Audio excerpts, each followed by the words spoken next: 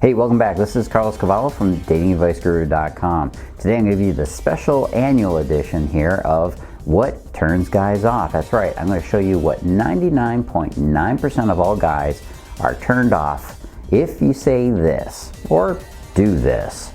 And before we get into the cool hotness here, let's make sure you do the big three. Make sure you like and subscribe to the videos. Turn on notifications, and of course, leave me your questions below. What do you want to know? What are your dating questions? Comment. So if you're not careful with your communication, you might turn a guy off if you say the wrong thing. You don't want him to think that you're being a jerk, and you sure as hell don't want to scare him off if he's a good catch, right?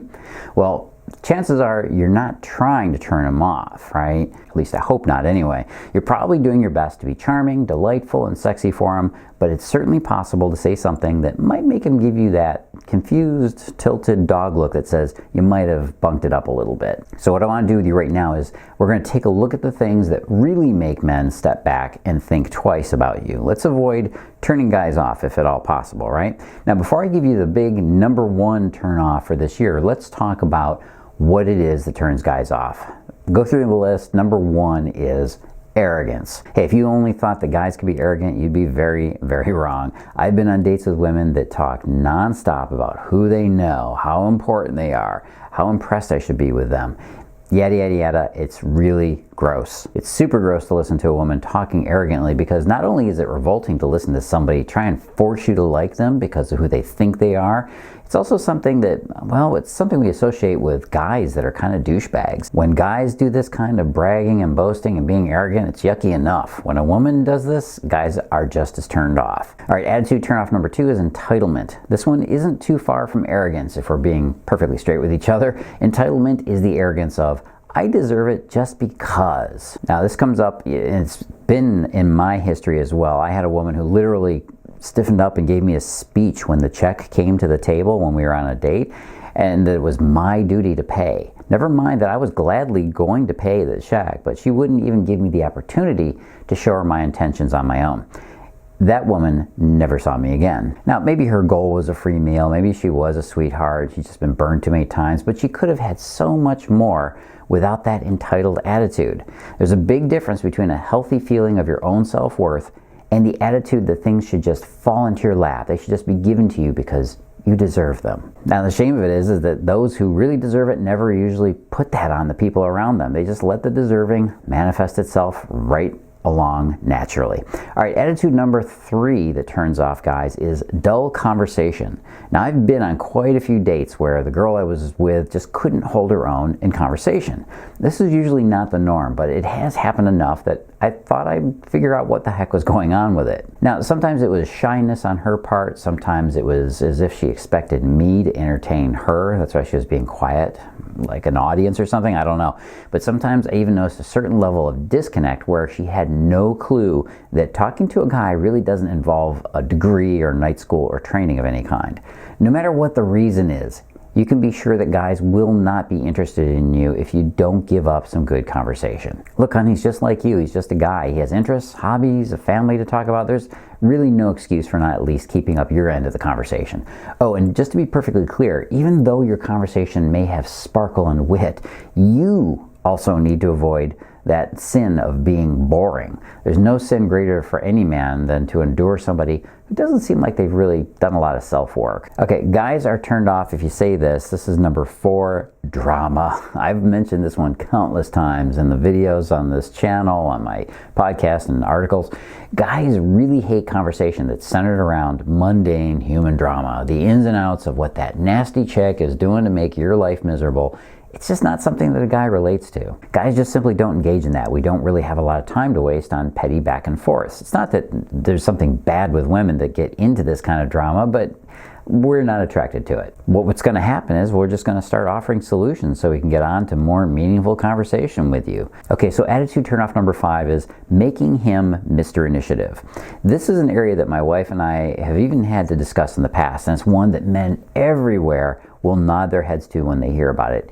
It was also one of the top things that I'd have to work on when I coached guys on dating. So what is it? I'll say it like this. Guys really don't want to be expected to do everything. Now, before you misunderstand what I mean, let me explain it. Yes, we realize you're doing a ton of things behind the scenes yourself. You're doing a lot too. And guys don't mind being the one to take the leadership role. In fact, we feel much more at home as the ones to initiate a lot of things in the relationship when it comes to organizing and planning, kind of that logistic stuff. However, guys do want to see that you will do this on occasion too, that you'll take the risk to act first, even if it's only in the most simple of ways, such as in the bedroom. Every so often, take the lead and start the party. Maybe even suggest that new, I don't know, that Cosmo sex position that will blow his mind. Little word to the ladies here, we men don't care about mind blowing. We just want sincere, connecting romps in the hay. It's just that easy. Or when it comes time to hang out that night, just suggest the show that you want to watch, or the board game you want to play, or what it is you want to do. Don't always defer to whatever you want. Guys want you to take an active role in planning out the non-social stuff. Even if we complain or whine later, don't be fooled. All right, attitude turnoff number 6, leaning girl. This one's a big turnoff, and it's one that's pretty common to hear as a complaint from guys. Now, it's not as prevalent when a woman is over 30, but it does still happen. It's when a woman seems to have no life of her own other than waiting on the right guy to come along. We guys have a joke about this. We call it the no-fly zone, meaning that when a woman gets to be around 27 to 34, around that age range, and she's in the, oh my God, I'm going to be 30 awareness, then she gets into the, oh my God, I am 30, and then, oh yeah, holy crap, now I'm over 30. These are all very alarming to a woman who is interested in having children, as it starts to highlight the age, the biological clock stuff. But consider that most guys that I've coached in recent years are right there with you in wanting kids before they get too old too. So even if you're past this time of your life, you have to watch out for appearing as if you're not living your own life, if you're waiting on the right guy to come along and sweep you off your feet. All right, attitude turnoff number 7 is puppet time. This one is best summed up in one word: manipulation. Those little strings. Men are keen to avoid being manipulated, mostly because we know how easily we are manipulated. Women know this too. Guys know that they can be played really easily compared to a woman. Guys are played when a woman cries, when she acts dumb or childish, or when she tries to make him jealous. How about leaving stuff over at his house or in his car? Yeah, a little manipulating. Dropping hints instead of asking outright? Yeah, manipulating again. Look, we both know the list of manipulations gets really long. You have to avoid even the most basic of manipulations, like when you make that pleading face and say, please, sweetie. Men want to please women. We're programmed to do it. And most women know this on some level. But please, don't take advantage of his nature, or you'll find that he will back off quick. And you might not even know it until it's too late. And the big super number 1 turnoff of this year is, open the envelope, paying more attention to your phone than him. This actually has its own term. It's called sidebarring. And this has become so huge that not only does it have its own term, it simply has to be mentioned. Have you ever spent any time watching people lately? If you have, you've probably seen women in clusters doing this. What I'm talking about here is when you're a zombie. That's a smartphone zombie. Little pat on the back. I actually got that one into the Urban Dictionary.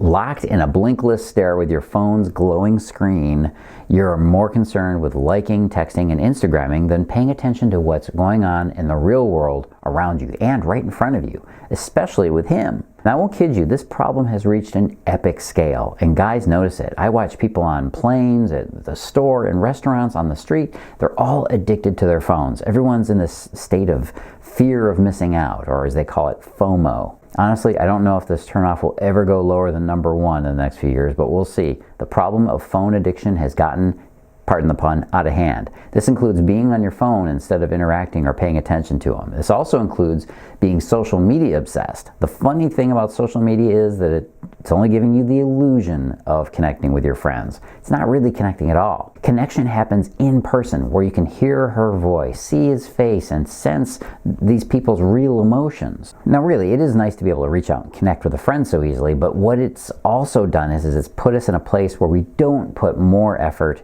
than a text or a message on Facebook to talk to a person. Now, of course, in the end, I could give you a huge list of turn-offs, right? The point is for you to focus on doing enough right things in the relationship to keep him interested. If you do enough of those things, the turnoffs don't happen, or he ignores them, or he just lets them go. You gain an understanding of how to make your relationship as strong as possible, and you avoid the mistakes. Now, one of the most important things you have to do is to make sure you know how to really make him feel the impact of your love. Well, this effect is called the Cupid effect, feeling that impact of love, and you absolutely need to know how to do it and make him feel it. It's the key to getting a guy to commit to you, commit to your love, and making him desire you with wild, reckless abandon. If you want to know how this works, go watch this short little presentation. Go to this link you see below me here. That's datingadviceguru.com/commitment. Oh, and don't forget the big three. What are they? As always, make sure you like and subscribe. Make sure you turn on notifications. And the big third one now is you gotta leave me comments. Tell me what you want to see. Tell me what you want to hear and know about dating and relationships. Go watch it. I will explain what the Cupid effect is so you'll know how to use it in your life. This is Cavallo from Dating Advice Guru. As always, live and love with passion.